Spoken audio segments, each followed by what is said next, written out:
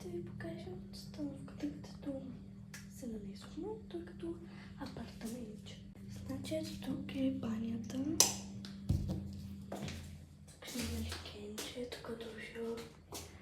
Това са моите неща и на мама. Това е стаята на мама и тата, обаче тата ще дойде чак другата седмица.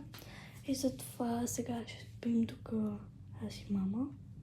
Това е моята пижама, това е на мама. Тук мама си е наслагала някакви неща, тук е телевизора и очи.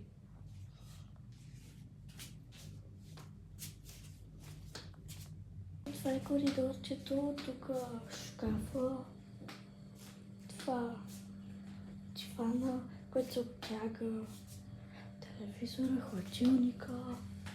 Още ни е малко разфърлено, ама нищо. Хора, сега ще ви покажа терасата, много е готино. Хора, ето това е тераската. Ето там, сега ще ви покажа морето. Тук ще имаме столчета, масичка, вентилатор. Сега ще ви покажа всичко. Значи, ето това в далечината е морето. Тук кръста. Ето столчетата, масичките. Моят куфър се съши. В него не сме слагали мои дрехи, а някакви необходими неща. Ето, тук си имаме такова. Много е хубаво, гледайте, ще имаме и цветенца. Ами хора, това беше всичко от мен. Чао!